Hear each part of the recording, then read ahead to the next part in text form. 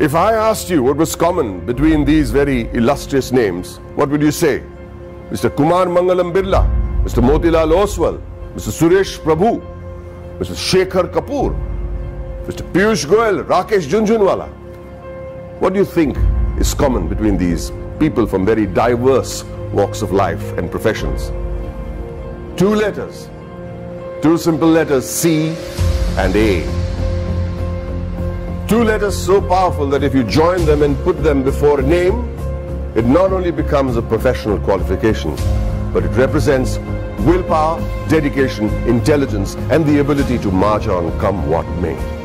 To the rest of the world, these two letters mean chartered accountant. But to me, it means something completely different. Committed achievers. Let me tell you a story about a committed achiever. A young girl was wrongly prescribed penicillin for a common cold. What happened was that she became visually impaired. A 9-year-old became blind. She decided to become a chartered accountant. Her name was Rajni Gopal. So what if she was visually impaired? The world may think of it as a handicap, but she did not. In another story, the daughter of a man who sold coffee outside Borivali railway station on a bicycle decides to learn English in the 7th standard. And she fails. Tries again, fails again. She goes on to become a chartered accountant. Did she ever think that language would be a barrier? She did not. Did she ever think that her financial status would be a barrier? She did not. All she wanted to do was become a chartered accountant, a committed achiever. The only place where achievement comes before commitment is in the dictionary.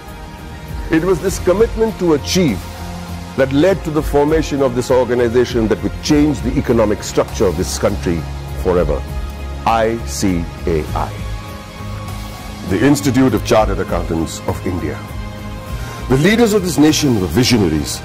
They knew the role chartered accountants would play in developing the country, which is why on the 1st of July 1949, a year even before the Constitution of India was formalized, an Act of Parliament gave birth to ICAI. Today, ICAI counts itself amongst the oldest professional institutions in the country. Born as a regulator of accounting profession to aid the economic growth of the nation, it is the second largest professional accounting and finance body in the world in terms of members, with a current roster of about 2.5 lakh members and counting as I speak, with a presence of about 71,000 female chartered accountants and 3.5 lakh girl students.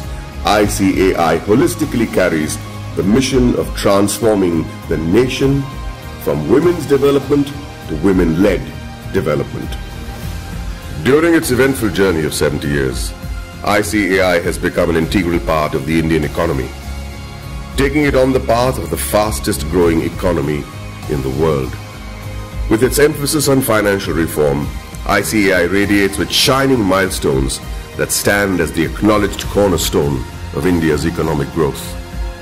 In the year 1956, chartered accountants were recruited for the first time in the commercial audit branch of CA and G. Many of you may not be aware that many accountants were part of the Indian freedom struggle, like First Lady Auditor C.R. Sivabhogam, who participated in non-cooperation movement on the call of the father of our nation, Mahatma Gandhiji. She was also imprisoned for a year. Recognizing ICAI's strong regulatory framework, the High Courts acknowledged Council's strict disciplinary mechanisms in 1961. In 1964, the Council of the ICAI submitted its pre-budget memorandum for the first time. The memorandum contained useful suggestions for reorientation of taxation policies and procedures to the Finance Ministry. The process was so helpful that it is being practiced ever since. In the 70s, the ICAI started rendering free advisory services to SMEs and small taxpayers on maintenance of accounts, tax paying and other financial matters. Not only did it enhance the financial literacy of businessmen and citizens, more importantly, it started the industrial growth in the country. It also collaborated with the government to enlarge the scheme of scholarships. With all humility, I wish to mention that in the year 1972, ICAI members had provided pro bono professional services to the heirs of the Jawans and officers of the armed forces who sacrificed their lives in the war. Complete exemption from tuition and registration fee of the institute was also granted to the children of Amar Jawans and officers. The 80s saw widespread gloom in India's macroeconomic performance due to the prevailing conditions in the country. However, during the period between 1980 and 1990, the economy began to improve and growth rate accelerated. The government appointed CA members on various committees like boards of public sector undertakings and nationalized banks. The government also appointed ICAI as an expert and independent advisor on company law, fiscal and various other committees. The corporate sector, the public sector corporations, cooperative societies and public trusts were brought under the accounting discipline by legislation. In the 90s, sales tax audit was introduced in many states, which was a direct result of ICAI's efforts to showcase the role played by the CA community. ICAI developed a research center in the form of a non-profit company to be named as Accounting Research Foundation.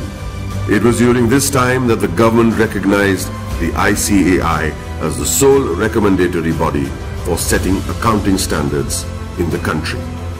2000 and onwards marked the period when many MRA MOUs had been signed with many international bodies such as ICAEW, CPA Australia, Ireland, CICA, etc.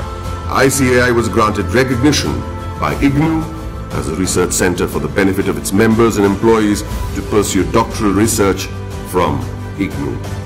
eSahayata was launched as an electronic service for members and students of ICAI to provide prompt services against their queries, complaints and grievances. In 2007, ICAI decided to recognize the CA leaders in industries, which gave birth to a glittering awards function. In 2009, ICAI was awarded the Recognition of Excellence Award by the then President of India, Srimati Pratibha Patil.